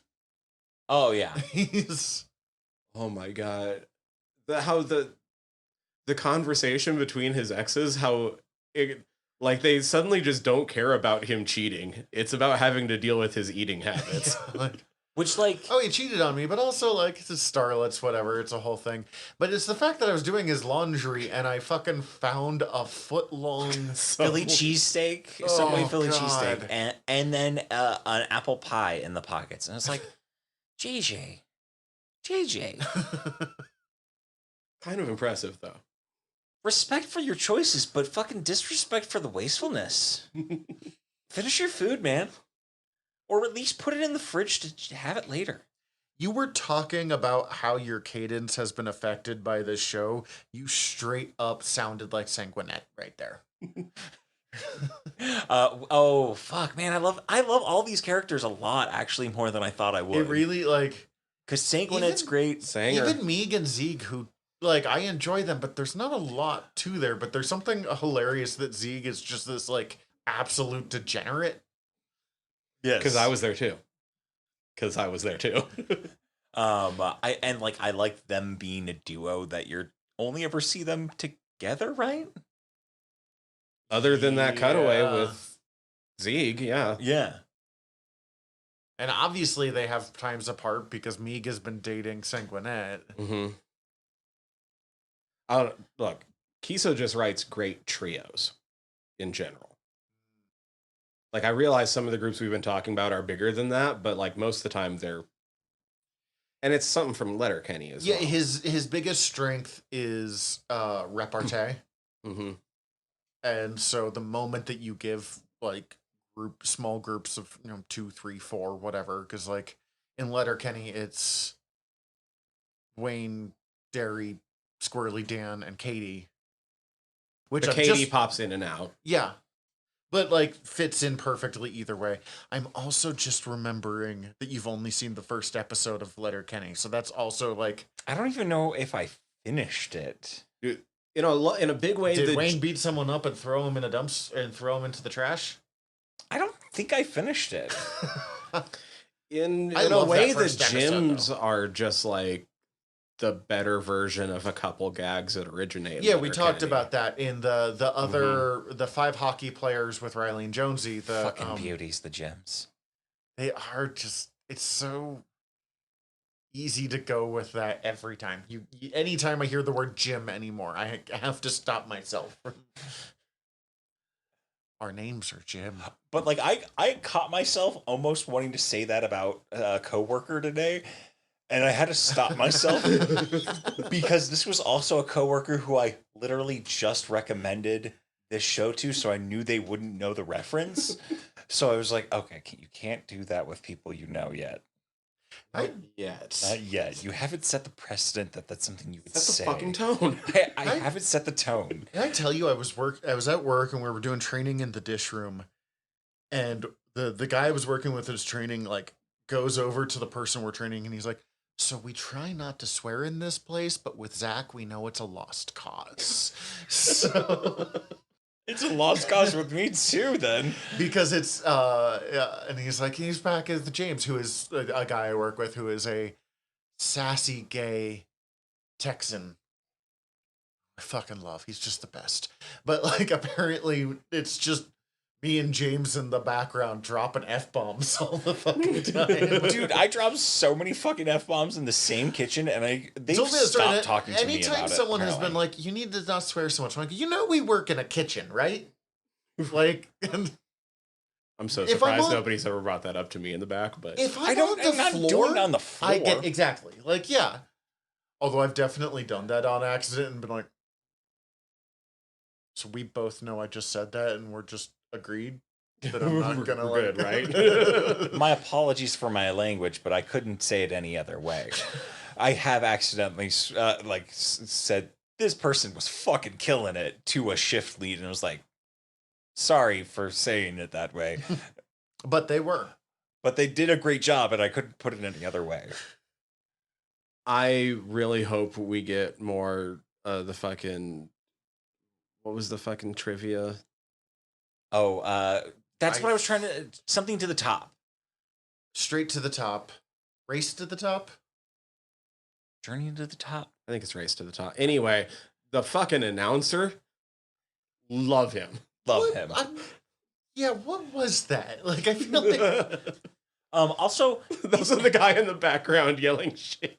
is sit the on other my team? face. Is one of the guys on the other team of inmates? Is that one of the guys who gets sent there for, or is he one of the guys who was the turkey? That one of the guys is Yeah. the guy. I don't know if all three of them are. I feel like that'd be a good bit to bring them back for. I feel like one of the Polichetti should probably be in prison. That makes sense for both of them to be there. Any Polichetti? I feel like the sister should definitely be in prison. I feel like she's the one that arranges their strange Everything? violence. Yeah, exactly. Anything and everything? No wonder Sanguinet looks so like terrified when he's in the hot tub with her in season 1. Oh God, right? Yeah. We haven't touched on it yet, but I fucking love. I really love Shoresy's courtship. I don't know if that's the right term for. No, it's a courtship of Laura Moore. Of Laura Moore. I absolutely am charmed by him turning on his charm of just like being like so fucking like he brings a real. Why am I blanking on the Addams Family? Gomez. He brings a real Gomez. I've never energy thought of to it that way, but you're right because he's so. I'm kind of mad at you for being right there, and I'm like, but like, he's so openly affectionate. I live for it, and also just like that's one of my things that I've noticed on my last watch through this of just a feature of Shoresy that I really love of like he is incredibly emotional, despite you not getting to see it, but like he does little things like him crying at the fucking Canadian national anthem. The fucking anthem on the recorder fucking sends me. Oh my god. Yes. And the acting again, Keeso is such a good actor. I mean, you've seen just enough of Letterkenny to know like who Wayne is, like his character there. Mm-hmm. I've had people not realize that it's the same actor. Oh yeah, no, I get that. They are polar different characters.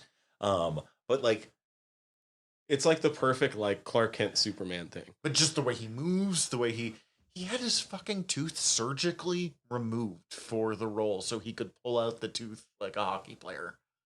Which is, as someone who has teeth stuff, absolutely horrifying to me. But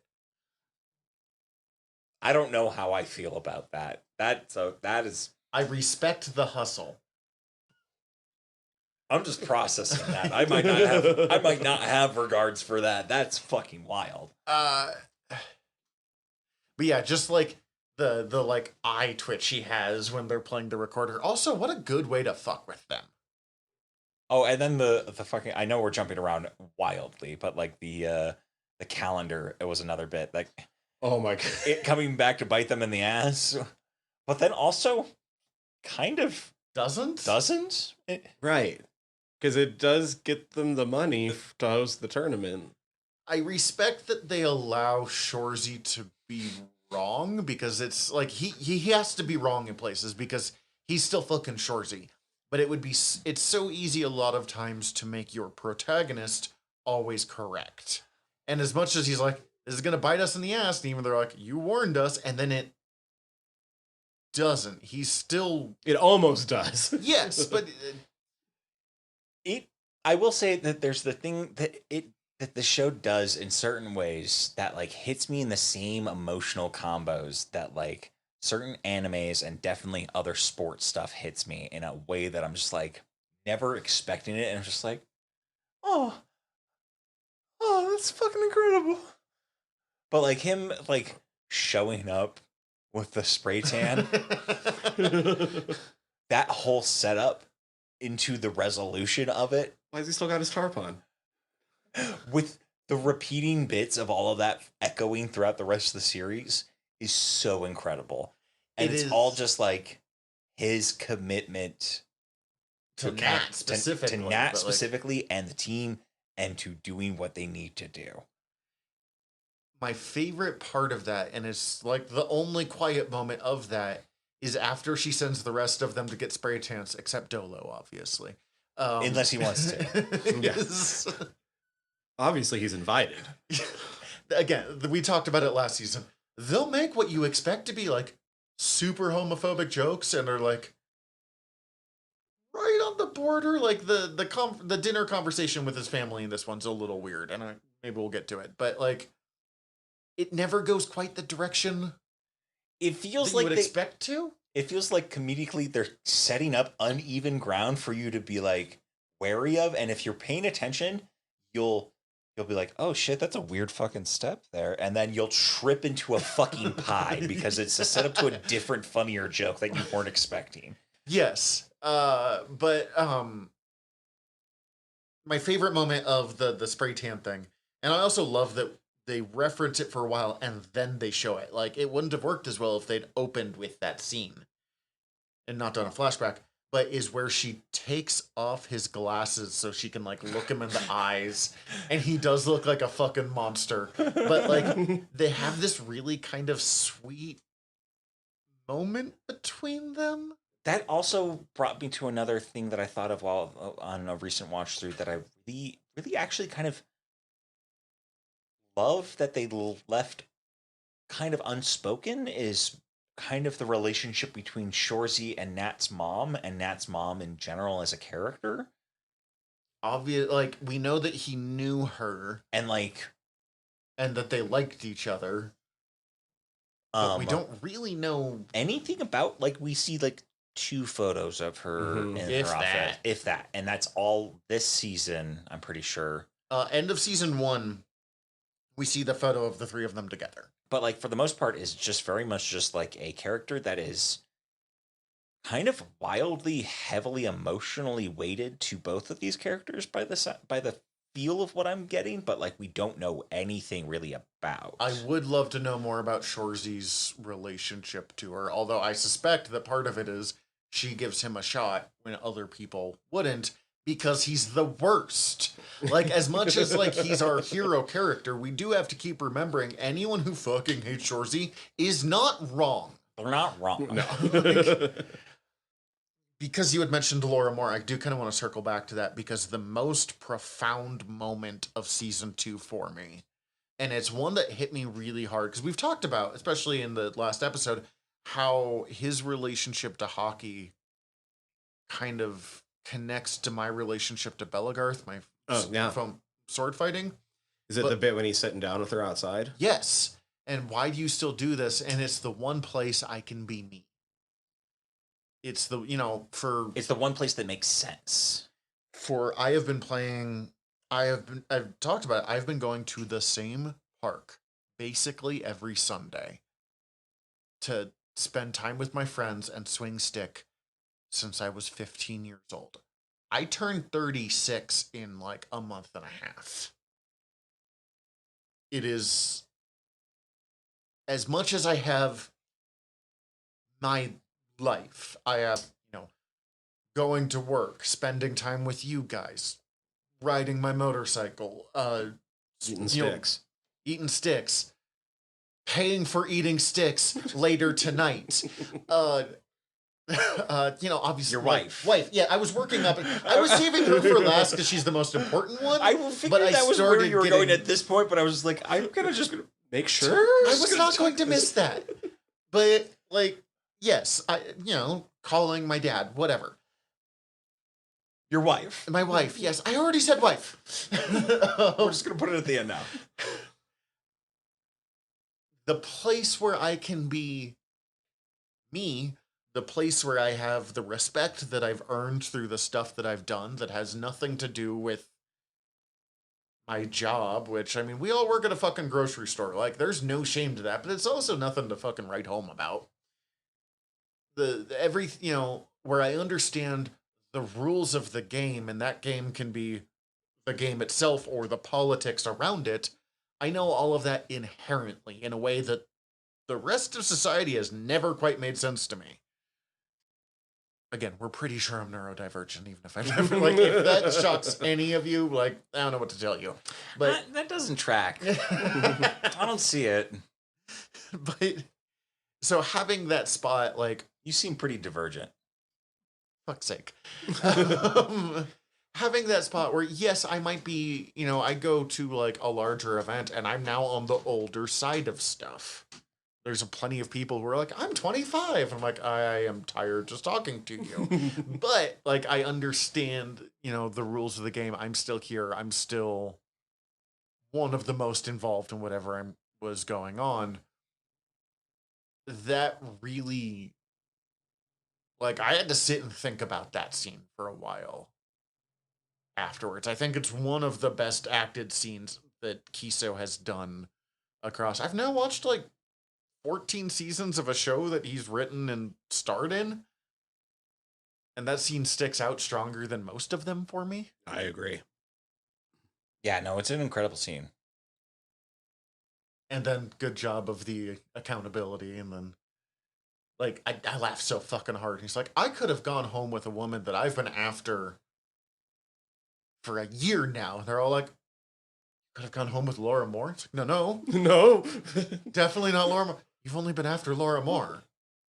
No. Like, No. also, I don't know why the fucking throwaway line when he shows up after the players meeting kind of drunk with it's not success if you don't have someone to share it with, which I get the through line, but also doesn't quite like, she's not wrong. That line doesn't actually make sense. Like as Even if a I- narratively like constructed sentence, that's wrong. I understand the emotion behind it, but also when you try to explain the theory of it, it's wrong. Right. But she does the joke of like, want to go into the garage? And then obviously she's just fucking with him and he doesn't fall for it. But as she's closing the door of him basically being like, well, I don't usually do butt stuff on the first time. I don't know why that made me laugh as hard as it did. Like, Usually use the front door for first dates, but you know, you're the boss. Such a good fucking show. oh, so It's so horny this season. It's hornier this season while it was food oriented last season. Fucking horny as shit, this show. I was watching it. I was trying to watch it at work on my lunch break. Oh and no, and buddy! I was like, no. I don't. I am gonna have to not do that now. You can't do that with your screen full of virgina. Yeah, I had to I'm bail sorry, on that idea Tyler, pretty I quickly. interrupted you. No, I don't even remember what I was saying. I don't fucking care. Oh no, the Laura thing. I'm wondering. There's a couple things in this season where I'm kind of wondering if they're going to go further into them with like little details you can notice. Like Laura made it pretty clear a couple times that like part of the reason like she isn't just jumping into things is like she does like have a kid and shit. Mhm. Like those What the times. fuck is Shoresy like as a parental? Well, not just that, but like I think her kid might be a fan of Shoresy. There's like when she goes to close the door in that scene, you can see past her, and there's like a little kid's drawing of like a Sudbury Blueberry Bulldog up on the fucking. That's amazing. I didn't Oh realize god, I that. really hope they set that up, but then at the last second, it turns out that he's a real big fan of JJ. That'd be fucking great. I Same still with think I would laugh so hard if it was Corey, Fish. like one of the kids. No, like one of the kids that he is the ref for, Oh, like the Oh. Claricel kid or whatever. I do still think that they're still taking enough cues from Slapshot that there's probably going to be some like bigger breakthrough with JJ and they're going to become friends, but then JJ is going to end up on the Sioux. If anyone would quote unquote betray them, it would definitely be JJ. and it doesn't feel like it would be even malicious. It just feels like he doesn't have a stake. Yeah. It feels like the Sioux could offer him a stake, and that would be enough for him. A The- literal steak. A literal stake. Yeah. Got to get that him some smoked meat amphetamines. It's interesting because Somebody gave him JJ shows up in like 2 episodes of Letterkenny later on. And I, at the time, didn't understand why they were suddenly talking about Jean-Jacques, Jacques-Jean. Yeah, Jean-Jacques Francois Jacques Jean. Yeah. And I was just like, where is this? Like, and they'll just introduce a new character and it's a thing. But like, I was like, this one feels weird until we realized that he's in Shoresy. And I went, oh, okay, they're kind of setting up that world. But he's smarter in Letterkenny. Yeah. And he's more aggressive in ways while he's just kind of Well, confused. he seems to understand English in Letterkenny. Yeah. So that does add to the narrative of, or at least the headcanon of them being parallel universes. No, there's definite, like, There's a send-off episode. and so like they set up for it to be, but also the tone of the show is so different. Mm-hmm. Like, because we kept being like, are Riley and Jonesy the 2 hockey players? You would have met them briefly with what you watched. Mm-hmm. They're showing up and chirping at the very beginning. They tear off their shirts. It's go time. Got it.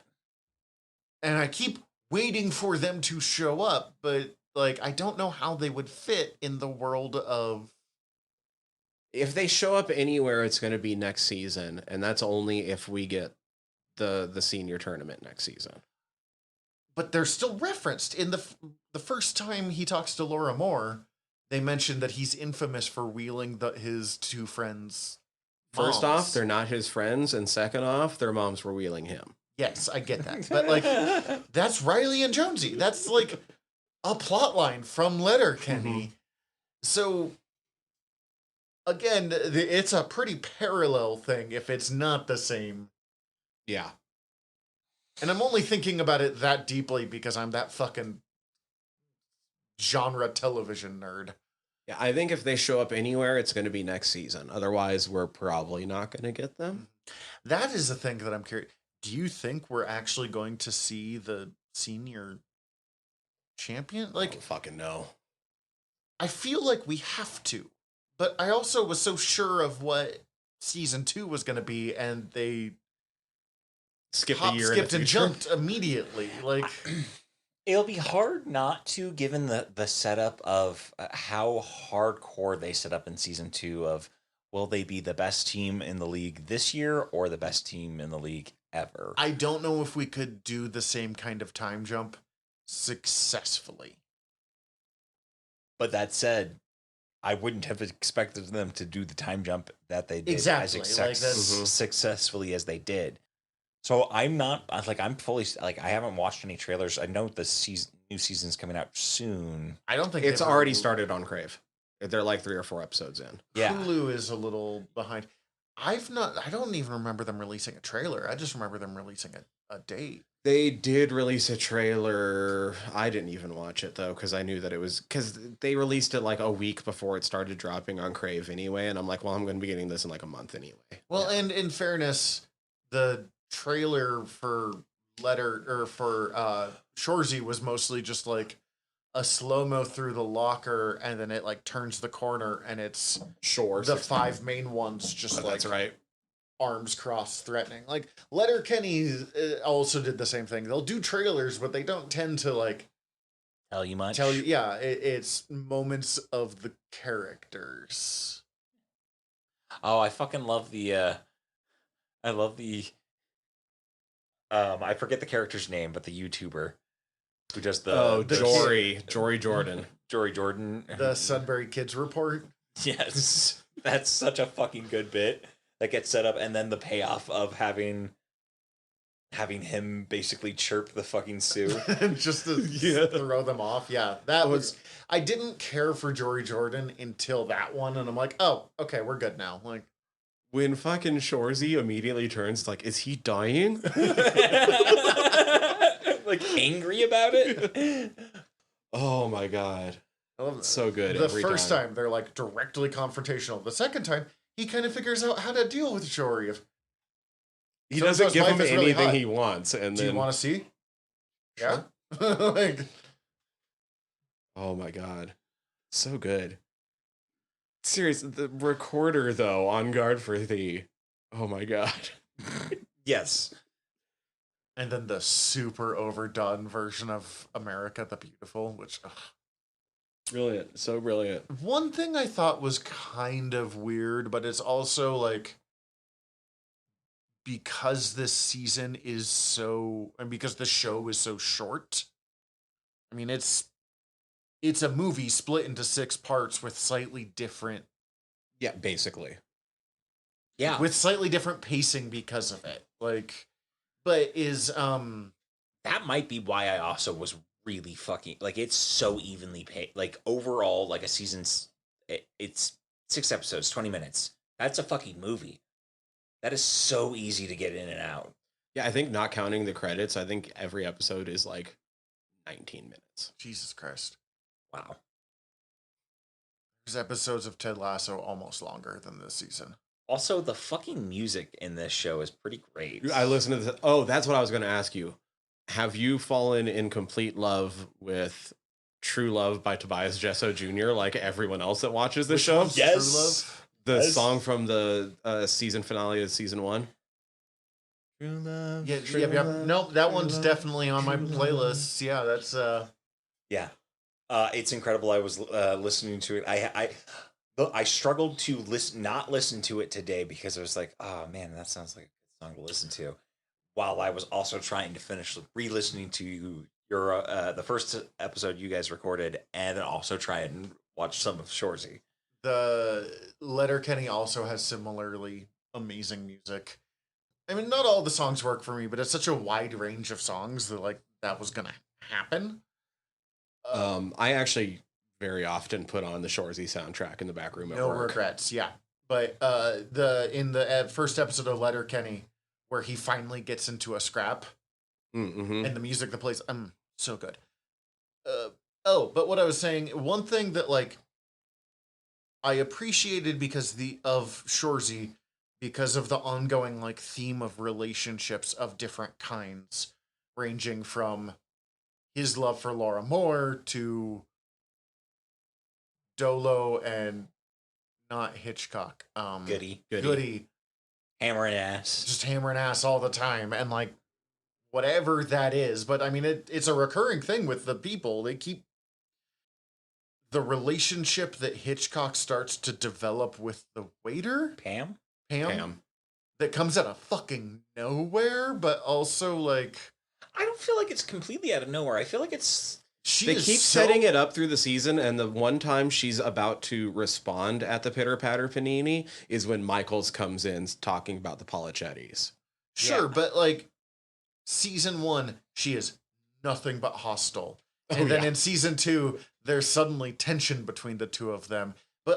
And like that was, I don't want to say jarring. I would have liked maybe a little more, but I also understand that they're 19-minute episodes and my brain just broke thinking about the off season. Where the fuck is Hitchcock up to in the off season? Not remembering what donair sauce is. He's so dumb. I think Hitch might be the dumbest on the team and not Shoresy. I think Hitch might be the dumbest on the team. I do appreciate how much Shoresy is, because again, it's his willingness, like, I throw out shit, so I will take it in the same way. The only times he gets mad is when he can't throw shit back. So like in season 1, when they're throwing, when they're peppering him, I'm getting peppered over here, but he can't yell at them back, so that's why he gets mad. They keep calling him the ugliest, and he's like, yeah, that's fine. They keep calling the dumbest. He's like, I'm absolutely the dumbest, even though he's not. Hitch is definitely the dumbest. I think Hitch is the dumbest, yeah. We haven't seen enough of JJ to definitely rule him out. Okay, JJ might be the dumbest. Although, again, we don't know if JJ's dumb. JJ is oblivious. Yeah, he might be just off on his own bullshit, but he might be smart. I also wonder if JJ has hearing problems that he's not fully aware of. I mean, hockey is a pretty brutal sport. He could have taken a good... Because even when people are talking to him in French, a lot of times it's just, what? Right, because like he doesn't even really respond to Dolo most of the time. Yeah, I just don't think he understands what's happening, ever. Although Dolo tends to say stuff to him. Dolo does get the most responses from him. And he says stuff to him in response to what someone else was saying in English. So yeah, I think the fact that JJ in Shoresy at least does not speak. I also love that Dolo knows English but won't speak it. Except for the one line, well, except for one, his rap, and then two, the one line. And when he says the one line in the end of season 1, you're just like, yeah. I use him saying, let's leave a fucking impression to like psych myself up when it comes time to get ready for Bellegarde stuff. I think he just dropped a new single, by the way. And I think he references Shoresy in it. Nice. Good for him. Yeah. He's another one that's a real person. I like everyone else is playing a role. He's just playing himself, but more. That video of him attacking a fan, I'm pretty sure is that's real. Yeah, that's just normal. That video actually of happened. Him attacking a fan. That actually happened. I think you mentioned this on the last episode you recorded, but I didn't know that part was real. I fucking love it. That might make Dolo my favorite of the sluts. I love Dolo. And Jim 2 and 3 are brothers. They're still my favorite top 4 characters.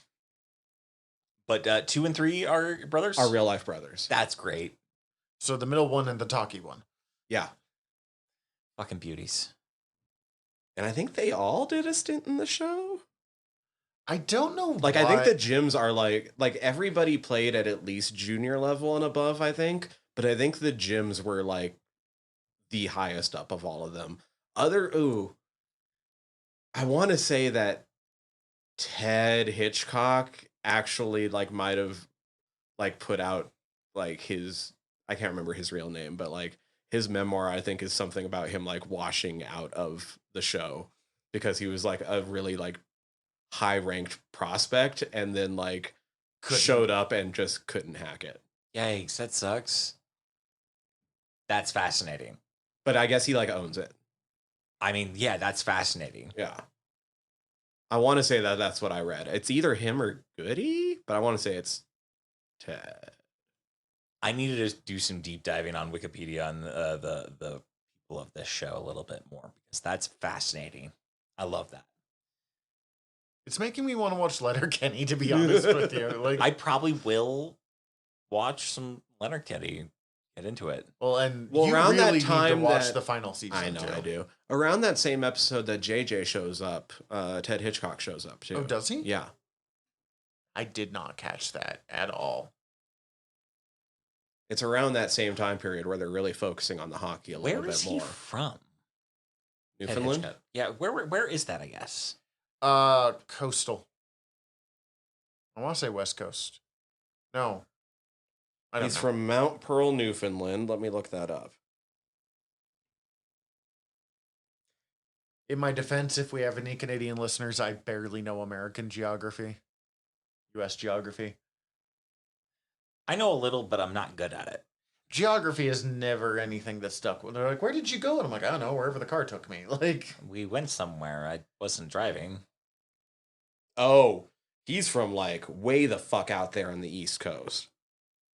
Like, you know that bit that like if you follow like Maine and it points off and there's like that big island sort of hanging off on the East Coast? Oh, wow. He's like the eastern edge of that. Okay, now a lot more of this now makes sense. Okay. Cool. He is from fucking bumfuck nowhere is what it looks like. Holy shit. Small island bumfuck nowhere. I think it's actually a decent sized city, but I'm not positive about that. Fourth largest settlement and second largest city in Newfoundland. 22,000 population. That means next to nothing to me as a human for some reason. Yeah. I don't even know what Missoula's population is. I would guess for like 42,000, but oh no, more than that. 76,000. Almost 77,000. Of 2022, so we're definitely up to 77,000. shit. So yeah, he's from Mount Pearl. It's over on the right there. Oh, dip. Okay, so for reference, the U.S. population is 333.3 million. The Canadian population is 38.9 million.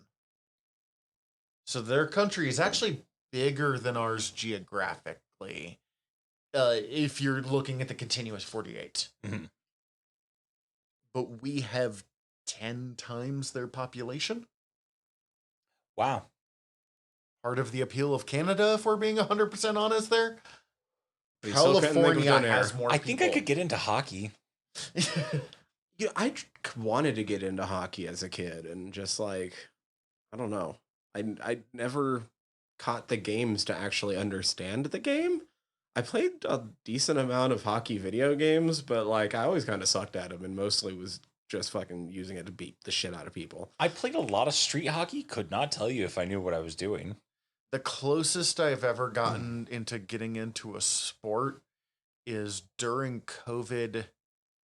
I got weirdly addicted to that Marble League YouTube channel. Oh, yeah. Because it's great. It is. It's fucking amazing, and I've meant to go back. I almost bought a jersey. Of Understandable. my team. They were bad. The Thunderbolts were not good marbles. I definitely want to fucking get a Sudbury. And then now I'm into wrestling, but like Sudbury Blueberry Bulldog. I've definitely wanted that as well. Sweater, and then I also like as much as I want to get a fucking Ted Lasso, an AFC Richmond, jersey. I've got one of those. I got CC one too. She pulls it off better than I do. Who do you got? I have McAdoo. I've got Isaac, and she has Danny Rojas. Nice. Oh, I don't know who I'd get. I keep meaning to make a tunic because I already wear blue, red, and yellow a lot. Probably can't. Roy Kent would be good for you. Maybe the Dutch guy for you. I'm sorry. What did I do? I like the Dutch guy. Jan Maas. Jan Maas. He's not being rude. He's just I don't know What why about Van Damme? Van Damme would be good. Zorro. No, now I want to be known as Zorro. Because oh man, we never did do Ted Lasso season 3. We will. Yep. Soon. Hopefully. Is there anything we're missing from the? Yes, but that's fine. Yeah. Well, first, I don't think we talked about this the first time around. It's amazing that Shoresy's dad is fucking Scott Thompson from Kids in the Hall. By the way. Oh my goodness! I didn't even recognize him. That's fucking great. Right? That's so great. I don't know why I didn't think of that the first time through, but I'm like, oh wait. This is like legendary, like Canadian comedy troupe. I really love Shoresy's family. You guys touched on it, the family reunion in the season 1 episode. The season 1 one-line's better than the season 2 one. Some of the, I feel bad because like they try to burn Shoresy for basically making out with a trans girl. Or at least a really feminine looking like... We talked about this some when this season first dropped. It feels like for the most part, it avoids being too problematic because the joke isn't...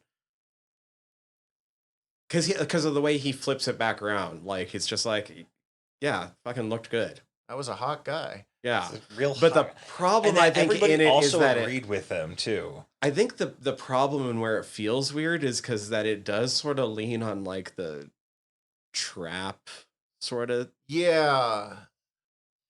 And if it is that chick had a penis, that's different than like Shoresy thought this guy who is a man was a woman is a little different than like he made out with a trans woman. Like I don't know. That scene made me viscerally uncomfortable, and the more I've watched it, just because I've seen this season so many times, I think it's more layered than I was giving it credit for. But I think it is maybe the clunkiest that they've gotten when it comes to like weird jokes that they're like setting up to be bigoted and then swerve. I don't think the swerve works as well there. I feel like I think you can, especially when you're familiar with the rest of Keeso's work, you know what the intent was, but it's clunkier than most of it. I also, as we've talked about a lot on this show, I'm at least mostly straight white guy. Like, I am not the person who really gets to dictate how this lands or how people respond to it. So I don't honestly know, like, what the wider reaction was to that scene. And honestly, so, like, I don't know about the wider reaction, although I think I probably have a little bit more insight because I'm on the Shoresy subreddit all the time. You're on Reddit. Yeah. And I know it's been brought up a couple times, but not often. And everybody it kind of just dissolves without anybody taking too big of a stand on either side. And I think everybody kind of agreeing like it probably could have been done a little bit better, but like it also doesn't feel I've seen one person the really worst. against it, but for the most part, yeah, it's mostly just it's not a great joke. Like it doesn't. It's not incredibly funny. So it's that like it's, but it's not like the worst thing imaginable at the same time. So it's like it's hard to take a stance either way. And the family dynamics in that scene And make up like, for it. I feel like that's the thing that makes it work, in my opinion, in all honesty, is like having the pre-existing, like, we jib and jab each other in this familial bonded way that is very, very fucking familiar and family centric. Because of that, it and how intimate that is, it somehow worked for me. I think the scenes of like Shoresy poking at his niece's boyfriend to see if he can dish it out and take it, but then also like showing how well Shoresy can take it, especially from his family, is good. And I think there is a real thing that they were kind of expressing here of, and I've been part of these circles before, of people from super rural areas trying to kind of work their way around a concept, but not having the language for that concept. Yes. Because, and I'm sure you have to deal with this so much fucking more than I do. I like, have a time very, very clear in my mind that happened kind of recently. Yes. I apologize if I was part of it. But No. But like, not at all. It's something. I'm not going to go into. It's its own story, but like, no, my dad being actually very understanding and progressive, but not knowing how to talk around a subject pretty recently. My dad is fucking okay. So. And not trying to express, like, not knowing how to express basically anything about what he was approving of. A family member tried to come out. A family member was trying out non-binary before they decided it didn't work for them. And my dad was like, so yeah, she really just didn't feel like the feminine pronouns was really applicable for her. So she's being non-binary and I'm really proud of her. And I was like, oh my God, Dad, like you got that wrong every single time. But you're trying, you're supportive. So wrong, so, it's right, but so wrong. That part I found like really, it's a weird thing to try to convey on a TV show, but I also like understand that of like, I'm very supportive, but I definitely don't know how to have this conversation that I think is a really real thing. Well, and it's one of the few scenes too where I do think that they were trying to inject a small amount of like actual like cringe humor into it as well. Like, I don't think anybody was supposed to feel comfortable during that scene. I think that's also fairly intentional in that, like, it's also, I feel like that scene is also trying to set up for Shoresy more of a clock in general for his pursuit of Laura Moore. And like the underlying theme of it's not success if you don't have someone to share it with. Although immediately after that scene, he forgets all about the accountability thing and goes and bangs Laura Moore. I've thought about this a lot. That was never his problem. That was the accountability you needed from the other guys because they weren't getting periods in the third because they'd already played one between the sheets. Sure. But that was never Shoresy's problem. No, I understand. He was holding himself to that standard because he felt like he needed to, but like he didn't necessarily need to. He needed to get over other things, and finally allowing himself to be with Laura was part of that step. Yeah, and I don't think Shoresy's going to be doing a full fucking round. He's not going to play an entire period there, if that makes sense. And also, it's not like it's going to be more tender, in all honesty. If we're going to be, and also it's here. Not like no. I agree with what you're saying. I just think it's really funny that he was using that as the example of like I could have banged, but I didn't because of accountability, and then like goes and fucking bangs anyways. Like maybe it does feel. I'll admit, like the first time through, I'm like that's kind of fucked up, and then I sat there and thought about it. And I'm like. That was never his problem. Yeah, no. Yeah, I'm not sure how I want to vocalize what Shoresy's problem.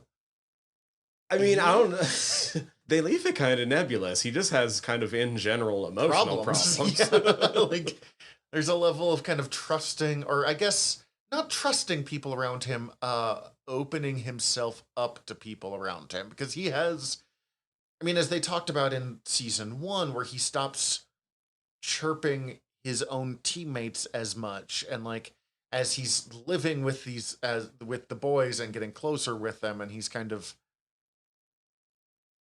letting his defenses down, but really letting his defenses, because he talks about like with Laura as he's hitting on her a lot. Like, oh, I've never felt so open with people before, but it takes him a while to like honestly be open with her still. So I guess that's also, he's just a shithead. Like, I have to imagine he's even for the people who care about him, he's exhausting to be around. Well, I think it's hard to explain, but I feel like in all of those conversations, in all of those times of Shoresy hitting on Laura, I feel like most of them he believes what he's saying. Mm-hmm.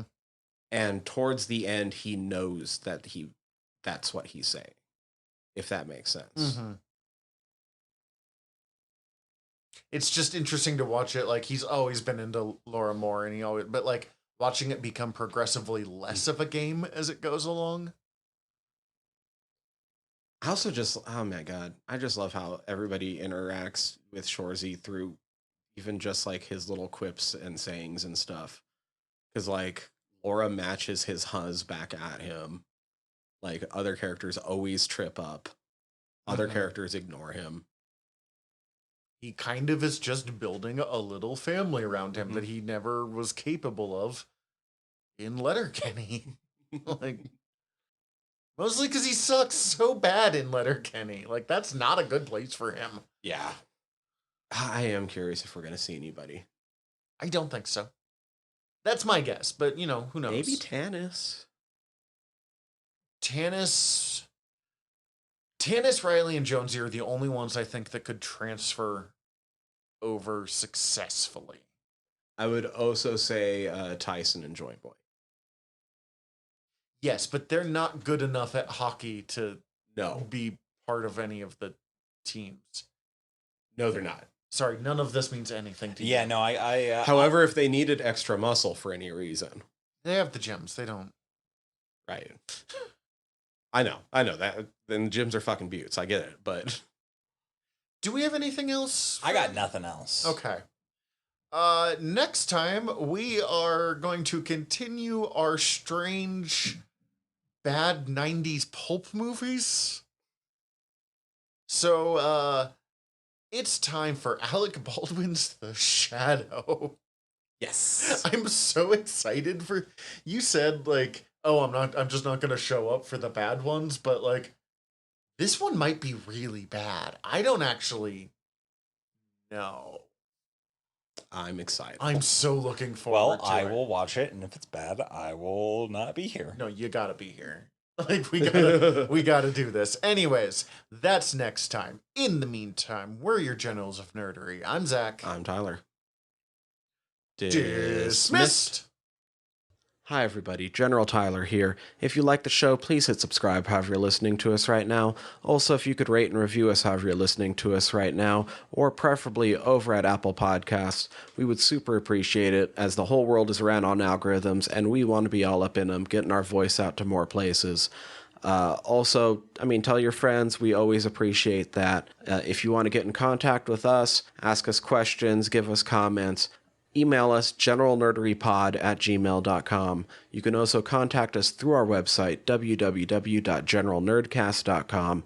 While you're there, check out all of our back catalog, or click the links up at the top, as we are part of the Earworm Podcast Network. Go check out all of our sister shows. We're involved with most of them, so if you already like listening to us talk, it might be in your best interest. And if you want to check out everything from the network, head over to earworm.com, EARVVYRM.com. We'd super appreciate it. Love you all. Have a good one.